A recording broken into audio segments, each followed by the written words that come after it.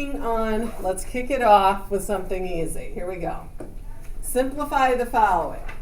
Do it without a calculator, use PEMDAS. Ooh, no calculator. Ooh.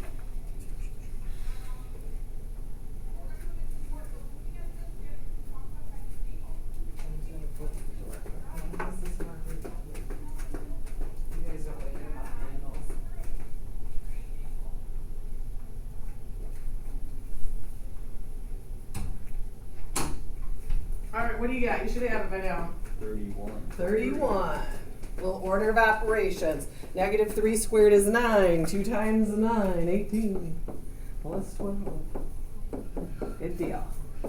So this is as wild as it's going to be today. We are going to be evaluating functions, meaning they put negative 3 in for an x in that equation that they didn't write down, just to show you how to do the evaluation. Can you use your calculator today? Yeah, but we should be able to do that without one. So we're going to talk today, like I said, about how to figure out if something actually is a function, whether the equation represents a function. I'm going to talk about a couple different ways for it too here today, and then we're going to talk about how to evaluate functions, which is really kind of what we just did. All right, vocab time, my friends. So what is a function? This is also formal, of course. So a function is a relation where each element in the domain, we got that one on the blank there, is paired with exactly one element of the range. So that's our very standard definition of a function. What that really means for you is each x, because domain is x, each x can only have one y value or one y answer.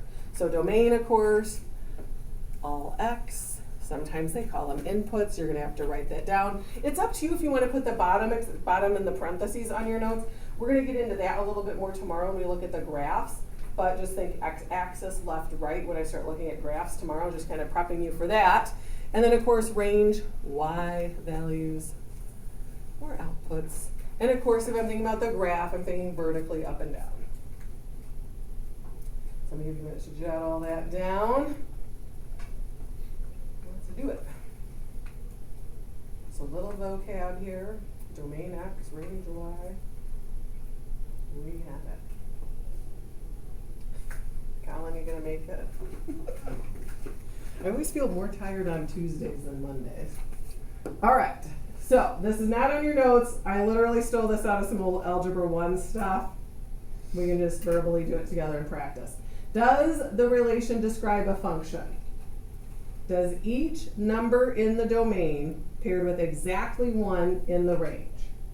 Or are there any cheaters? Alex has a thumbs down, which I like. What number is the problem? -1. Cheater. It is paired up with 3 and 4. That breaks the rule of being paired up with exactly one number. So this is not a function. Okay, try this one. Does each x pair up with exactly one y? I see a lot of nodding yeses. I see some. This is a function. 1 is paired up with one number, -5 is, so is 7. I don't care if so what it really boils down to, we don't care if the y's repeat, the x's cannot. The x's cannot be any sort of cheaters. The y's can whatever. So, yes. All right, just look at, you don't have to read all this, just look at the ordered pairs. Function. No, what's the problem? C. C is paired up with 2 numbers. What about these? Yes. Each x, A, B, and C is paired up with one number. Okay, back to it. Which equations represent y is a function of x? Okay, let's first talk directions. So that means they're looking at these equations in y equals form. So I'm just going to put solve for y. That's what that really means. So obviously B is already solved for y. We need to do a little work on A here though. I'm going to get y alone, subtract 1 off. And I know, you know, what cancels squaring. Now I'm just going to flip-flop this around because I want it y equals. And one tiny detail, but very important detail, what needs to go in front of our square root? Plus or minus. Okay. So we have to magically be able to look at this equation and say, yes, it's a function, or no, it's not. Here's how you're going to test it. Pick a number for y, or sorry, for x. Pick a number for x. I don't know, 7.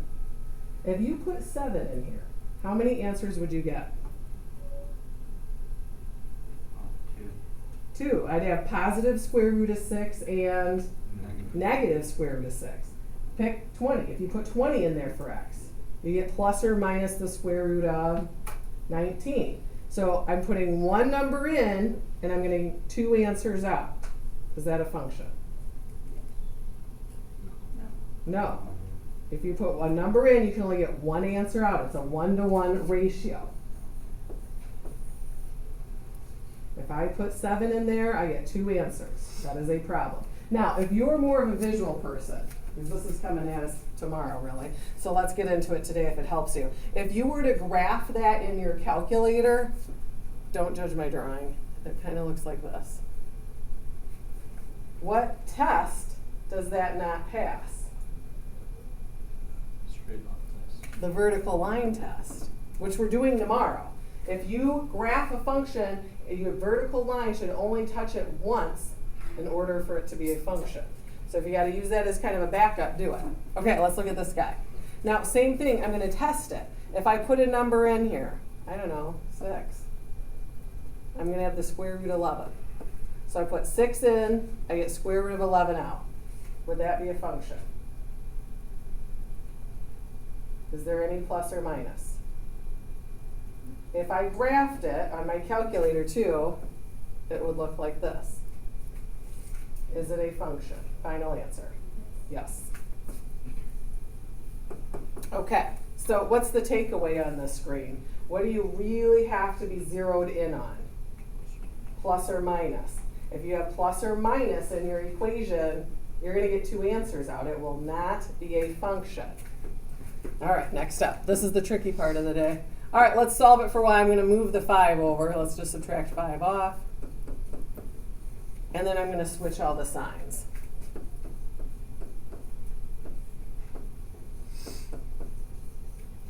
Okay, test it. If you put a number in for x, I don't know, I'm going to put in 2. How many answers do you get out? 1. Is it a function? Yes. Also, if you graph it, what form is that in? Y-intercept form. It's a diagonal line. All right. Pete, you want to put your phone away for me, please? Let's do D. So I'm going to solve for y. I'm going to subtract x over. Now, I don't care if you put it in front of 3 or behind it. It doesn't matter. We're going to get rid of squaring with a. And plus or minus, which we probably can answer the question right now. Is it a function? No. No, if I put one number in, I'll get 2 answers out because of plus or minus. So that's the tricky thing we got to be aware of. Okay, a couple more. Backside's easy, I promise. Okay, absolute value. Don't let that scare you. Solve for y. Test it. If I put a number in, I'm going to pick 2. What's 6 minus 2? 4. Absolute value of 4. 4. So I put 2 in, I got 4 out. Is it a function? Yes. Also, just for fun, and I can't help myself, what sort of shape does an absolute value graph make? Would that pass the vertical line test? Yes. Okay, x equals 5. What do we think? No. 1 no. Alex, what do you think? There's no y values. There's no y values. No. He's going no. Mason? I think yes. He thinks yes. Okay, well, let's tie it into yesterday. What type of special line is x equals 5? If I were to sketch a little graph of Ruski here, horizontal or vertical? Vertical, vertical. So if I asked you for some ordered pairs on this line, 5, 0, 5, 1, 5, 2, 5, 3, 5, 4, We're already sick of me saying it. We should have the answer right now. Is it a function? No, because obviously the 5 is a big giant cheater. Plus, if you wanted to test it with the vertical line test, if I draw a vertical line through it, it's going to hit every single spot. It clearly is going to break that rule of 1. So that's kind of a tricky one too. So that's the tricky part of the lesson, is figuring out whether it's a function. Now obviously, come quiz, test time, whatever, I don't care how you do it. If you have to look at the graph on your calculator and you want to use vertical line test, do it. I don't care. If you want to solve and think about if I put a number in, do I get one number out? Do it. As long as you can figure out whether something is a function. All right, backside. This is easy. So evaluate the function at the specified value of the independent variable and simplify. Very fancy notation here. So basically, we are just plugging numbers in for x. First, we're going to do f of 1. Let's start with that. Now, most of you can do this just mental math style. I'm going to write it out, of course. So I'm going to replace x with 1. So I need you to figure out what's 2 times 1 minus 3. Final answer. Got it. Then you're going to repeat the process with a negative 3. So now I need you to figure out for me what's 2 times negative 3 minus 3. Final answer. Got it. And, okay, f of x minus 1 seems weird, but we can do it. Now, same thing. We're going to do 2 times x minus 1 minus 3. So we're not going to get like a nice, pretty, like stubborn style answer out. We're going to have an algebraic expression. Let's clean this up. I'm going to at least run the 2 through. And then I'm going to combine our like terms. Let's make it 2x minus 5. So all this is a fancy way of getting points on the graph. Because this first one is really the ordered pair. We put 1 in for x, we got negative 1 for y. We put negative 3 in for x, we got negative 9 for y. And then, of course, we have our algebraic expression. So we're really just getting points on a t-chart for the graph, etc. We're just in function notation is all. All right, find q of 2, q of 0, q of negative x. Well, let's do 2 first. So we got to do 2 times 2 squared. And the bottom, of course, 2 squared also. All right, let's do some mental math here. 2 squared, 4 times 2, 8. 8 plus 3, 2 squared. Can you simplify 11/4 at all? No, let's just leave it. Okay, let's do q is 0. So 2 times 0 squared plus 3. Uh-oh. I don't like the bottom. What's 0 squared on the bottom? 0 under the line. Can't do it, undefined. So you might have some undefined answers today, that's okay. All right, and then we have to do q of negative x. So again, we're not going to get a nice number out. We're going to have something that has x in it. With negative x, we've got to be super conscientious of the signs here. But I think we can handle it. I have faith in us. Okay, so 2 negatives make a what? Positive. So I'm going to have 2x squared plus 3. And again, 2 negatives really make a positive. So we end up with the exact same original function, which is okay. That happens. That is what we consider to be an even function. Remember, have you heard even odd functions last year? This one's even. Just that's how you test it. That's coming up in another section, though. All right, let's do some absolute value. So let's do 5. Absolute value of 5 plus 4.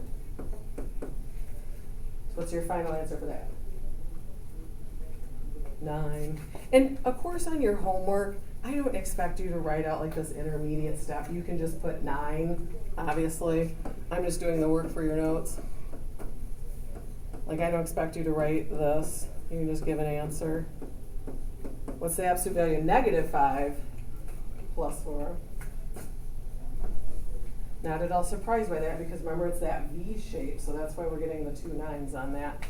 T, I hate T. T always looks like a plus. Or maybe it's just my bad handwriting. What are you doing with that? It is what it is. Any questions on those?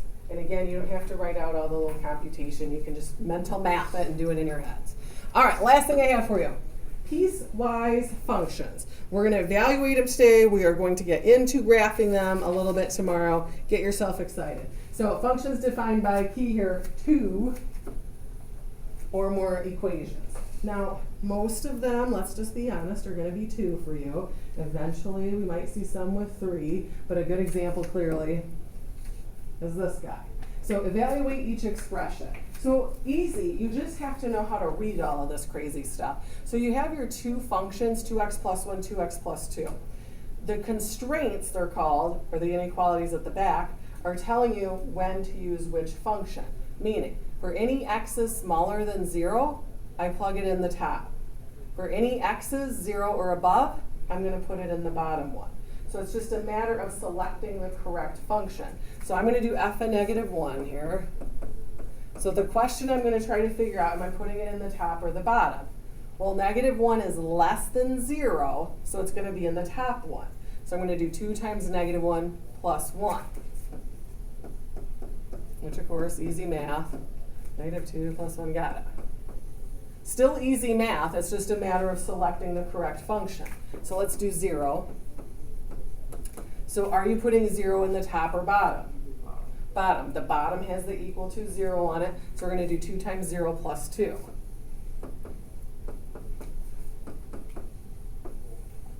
And last but not least, let's do f of 2. Question of the day, top or bottom? Bottom. 2 is over 0, so we're going to do 2 times 2 plus 2.